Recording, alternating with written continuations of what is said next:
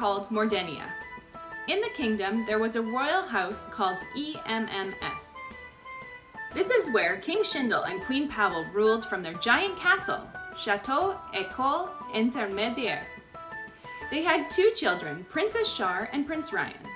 Princess Char was a very responsible, kind-spirited, and beautiful young woman. Prince Ryan was quite the opposite. He had a curious mind, but despised studying of any sort, and was always managed to find ways to get himself in trouble. One evening, while Prince Ryan was out for a walk, he came across a talking dragon. This came as a shocking surprise to Prince Ryan, because dragons were only supposed to live in myths and fairy tales. Prince Ryan decided to bring his new friend back to his castle. He thought this would be the perfect way to become the favorite child in his family. He hid the dragon in his bedroom for the night and he went to sleep. The next morning, he woke up and the dragon was gone. Not only was the dragon gone, but so was his sword that belonged to his great-great-great-great-grandfather. Prince Ryan knew that he would be kicked out of the castle if his mother and father found out about his missing sword. Prince Ryan decided that instead of telling the king and queen about the incident, he would sneak out of the castle and set out on a journey to find the dragon and reclaim the sword. Mr. Hutton will be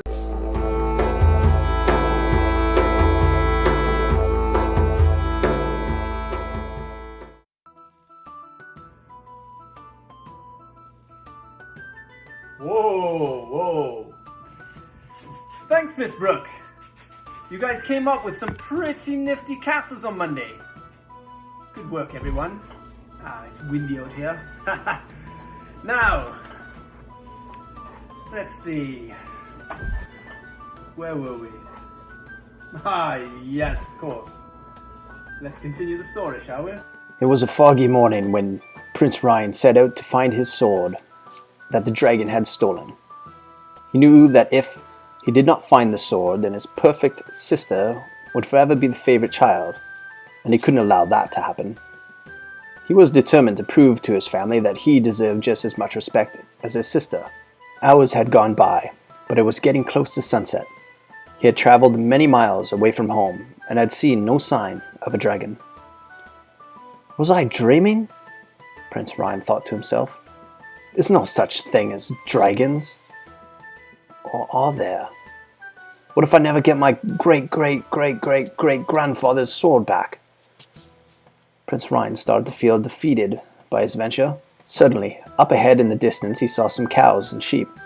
He knew there must be someone living nearby that could help him. As he got closer, he saw a group of villagers working in the field. He went up to them and asked if anyone had seen a dragon. Have you seen a dragon? They all laughed at him, except for an older man near the back that kept his head down. Prince Ryan went up to the old man and begged him to tell him what he knew about the dragon. The old man was wise, but he did not say anything. Instead, he slowly lifted his hand and pointed at the top of the mountain, Mount Pemania.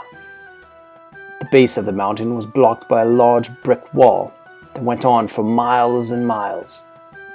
Prince Ryan knew he would never have time to walk around the wall. He needed to get over it somehow. Then he turned to the villagers working in the field and asked them if they could help him. Once again, they laughed at him. One of them yelled, "Why should we help you? You're a spoiled prince." Prince Ryan looked down at his gold necklace.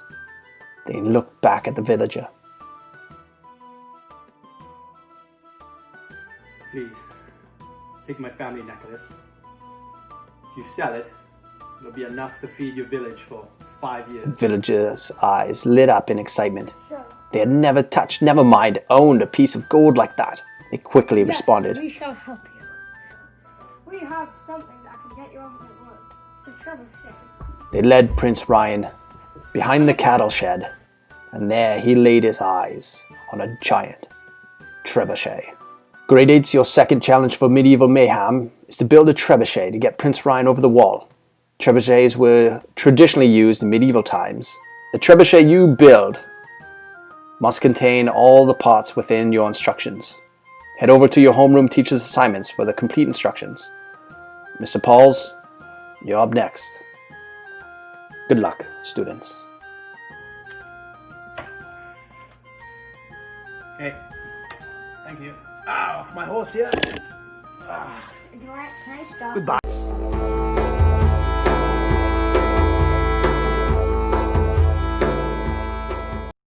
Prince Ryan was known to be overly confident and a little bit of a daring young man.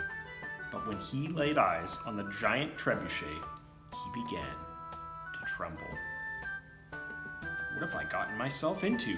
He thought to himself. Is it worth risking my life to get back the sword? Prince Ryan thought long and hard about the consequences of losing the sword and decided it was worth the risk.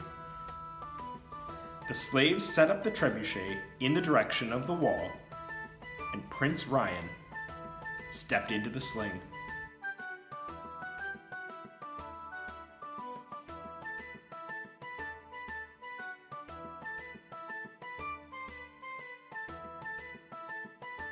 It seemed like he blinked and he was laying on a pile of grass on the other side of the wall. His whole body ached from the landing. It was nightfall, so Prince Ryan decided to rest in the spot he landed for the evening. He was woken up by a mysterious man poking him with a stick. "Hey you, what are you doing on my land?" said the man. "Oh, I'm just on a search for a dragon." "Well, you aren't going to survive a dragon in just your little cloak, little boy. My name is Manelli, and I am an armor specialist. Follow me and I will get you some proper fighting wardrobe." Manelli led Prince Ryan back to his armor shop, and on the wall there were hundreds of weapons and armor suits. "Where did you get all this armor?" asked Prince Ryan. "Well, you aren't the first one who has tried to battle the dragon. I wish you more luck than these men had with their encounter."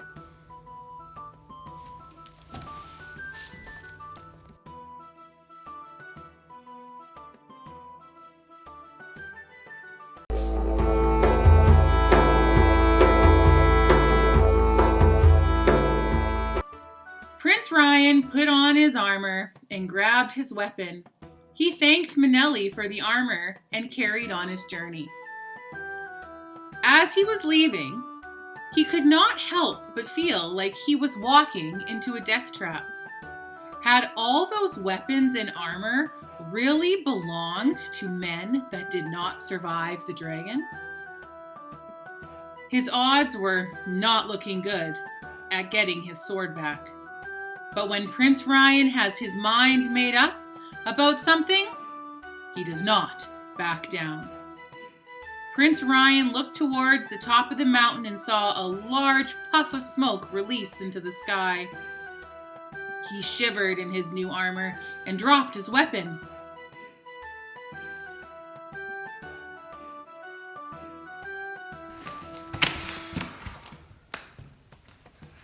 Pull yourself together, man. We can do this. Let's He go. thought to himself. Prince Ryan knew that this was finally his chance to prove that he was not just a foolish, spoiled prince, but rather a brave and honorable one. It was not just a journey to get back his great grandfather's sword, but a journey to prove to himself and his family that he was courageous and fit to be the next king. Prince Ryan started his ascent up the mountain.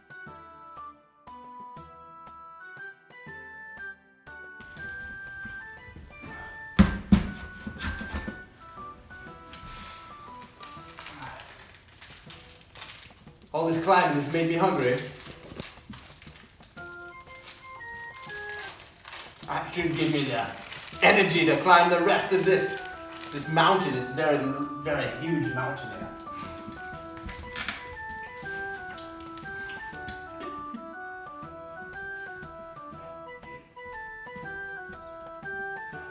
There was a small trail from the previous men who had gone to slay the dragon. Unfortunately, their journeys did not end well. Prince Ryan was about halfway up the mountain when he stumbled upon a rolled up piece of paper. The paper had a tiny string tied around it. And to imagine I find a letter on this particular mountain that I chose to climb. I was about to go the other way, but I found this one. This is ridiculous that someone would lose a letter. The thought of this is preposterous. Why? I might as well pick it up. And seeing how I'm here and it is here It's as Ryan. well. This is only I'm trying to fitting tell that a this story happens. I here. can keep going Quiet. on and on about this, but He bent down to pick up the paper and began to read the letter.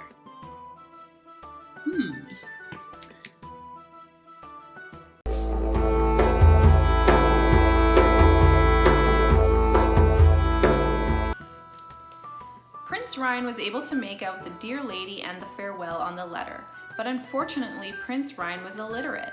Instead of studying like his knowledgeable sister Princess Shar, he chose to skip his studies and never actually learned to read. What did the letter say, he wondered. He knew it must be important if it was on the trail that led to the dragon. He suddenly regretted all the years of skipping his studies. He put the letter in his pocket and carried on his way. The sun was setting and Prince Ryan knew he had to find somewhere warm to stay for the night. He looked into the forest that was on the edge of the path and noticed a small fire burning. He was feeling brave in his new armor and thought he would take a closer look to see if anyone was around the fire. As he got closer, he noticed two dark-haired women standing next to the fire. It looked like they were cooking something in a large pot. Their faces were glowing in the fire and he thought they looked particularly evil. Before he made his way into the clearing where the fire was, one of them yelled out, "Why, hello there, Prince Ryan!" Prince Ryan began to panic. How did these two women know who he was? "Don't look so scared. We are the Ashleys. We know about everything and everyone on this mountain." Before Prince Ryan had much time to think, he blurted out, "Do you know about this letter?" The two women grabbed the letter and began to read. "This letter needs to get to Lord Paul's immediately. You need to head east. Once you see a church with a large stained glass window, turn north. Just yonder you will see his fortress." "Thank you," said Prince Ryan. He quickly turned and headed toward the church. It was midnight by the time he saw the large stained glass window. His eyes had never set sight on something so magnificent.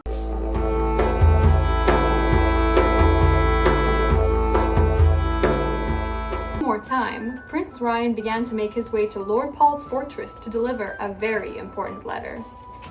Time was of the essence, and he knew he was going to have to hurry if he wanted to make it back before dusk. He wondered what the letter might contain. Wind at his back, he made his way up the hill just before Lord Paul's fortress. Although the sun was already setting, Prince Ryan could see light coming from the keep's windows and could faintly see the silhouette of Lord Paul standing near the window. The drawbridge was let down and Prince Ryan made his way across it.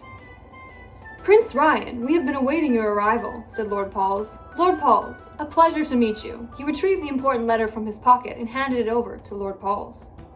Tensions built as Lord Pauls carefully yet quickly opened the letter.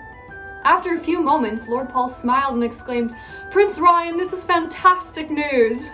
Typically, a letter brought so hastily to these here parts does not imply good news, but this is truly astounding."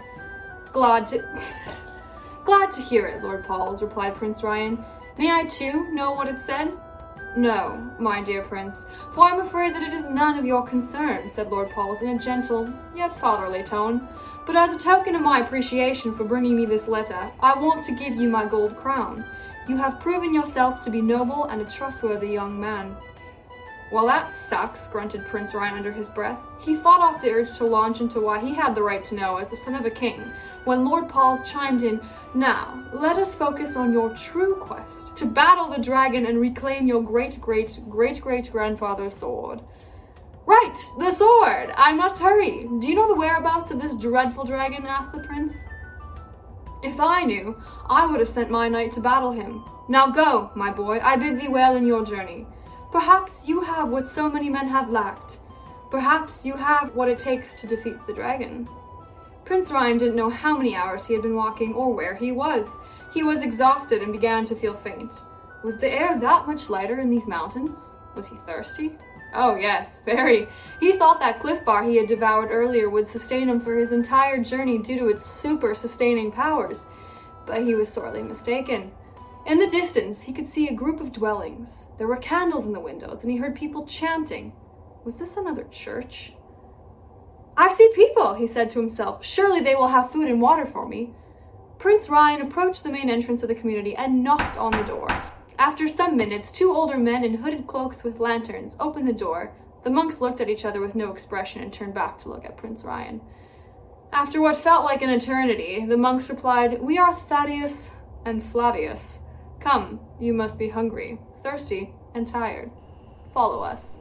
Prince Ryan had learned of monks before and had sometimes seen them about the city when he was smaller, but he had never been to an actual monastery before. It was a very interesting experience. Also a very quiet one. There was no talking, but he could hear Gregorian chants and prayers coming from the chapel, even though it was the middle of the night. Thaddeus led Prince Ryan through the building and put 2 small loaves of bread and a flask of water into Prince Ryan's satchel. Prince Ryan smiled in appreciation. "Prince Ryan, a blessing for you if I may," asked Thaddeus. Prince Ryan obliged, and the monk blessed him. He didn't understand a word of what the blessing was since he didn't speak a lick of Latin, but he felt that he was extra blessed. Maybe now he would have what it takes to defeat the dragon.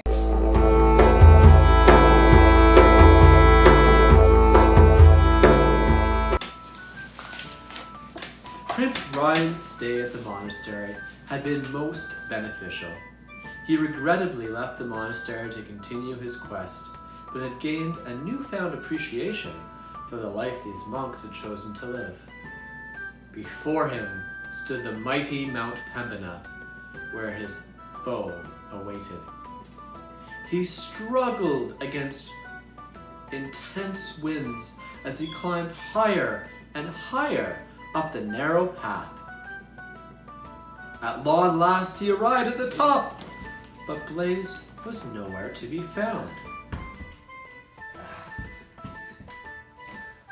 Dragon!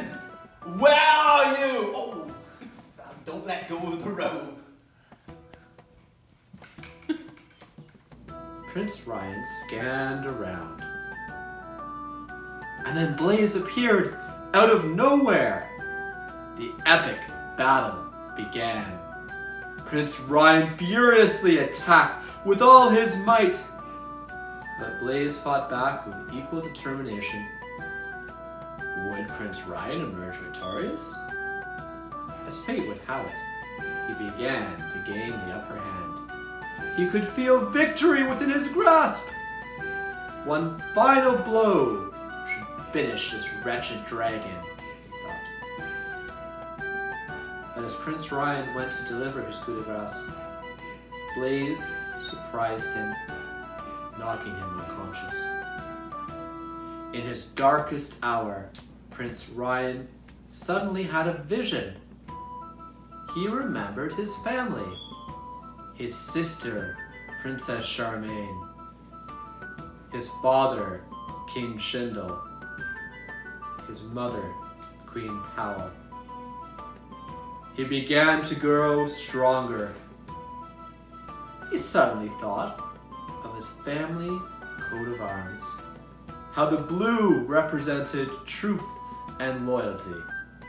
How the white symbolized peace and serenity, which he hoped to bring back to Meridian.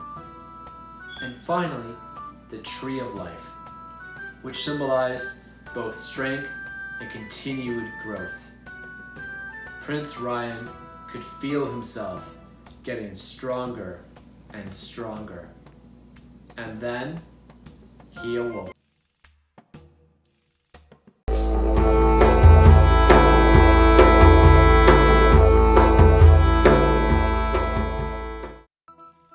I'm ready.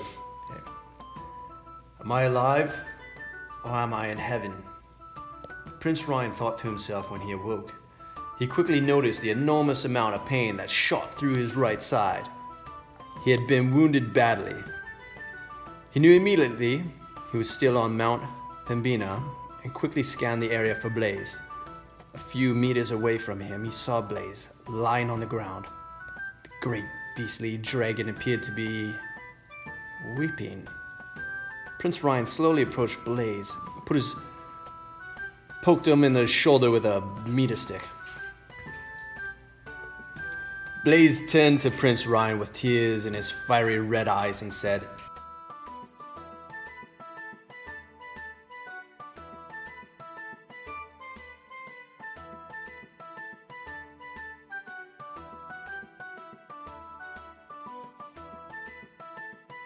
Prince Ryan was taken back by the words coming from the dragon, and he didn't know how to respond.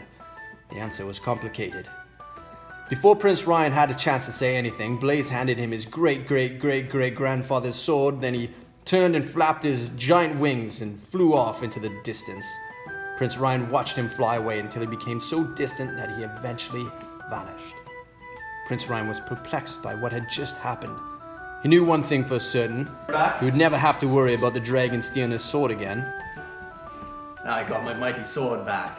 I feel much braver now. Without much hesitation, Prince Ryan pulled himself together, took a bite of his Cliff Bar, and set out on his journey back home.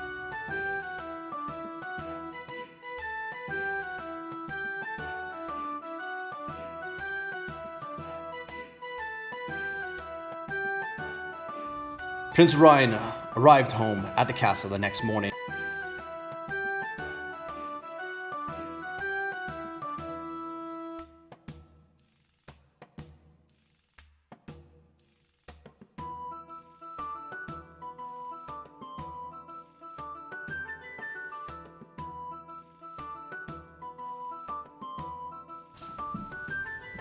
Open the door, please. No, the door. I said, can you please open the door? Well, tell them it's their son. Take them. And to his astonishment, the guards would not let him in. Don't they even know who he is? Prince Ryan had not only transformed mentally and emotionally on his journey, but also physically. He was nearly unrecognizable when he arrived at the entrance of the castle. The journey had tattered his clothes, weathered his face, and left him covered in blood, which is somehow clean. He even grew a beard, which he didn't even know that he could grow a beard. He must have been working really hard on it. He was quite proud of himself for that. I need to see my parents, he thought to himself. Tell them it's their son, he cried out even louder. King Shindle heard his son's cry and yelled at the guards to open their gate. He came running out and embraced his son at a distance of 2 meters. Prince Ryan did not think his father would have even noticed his absence in the castle, and it made him happy to know that he had been missed. Queen Powell saw the commotion and came running out to greet her son as well. Even Princess Shaw was glad to see her little big brother back home and safe in the castle. Well, Prince Ryan, there's only one thing left to do. We must throw a grand feast to welcome you home.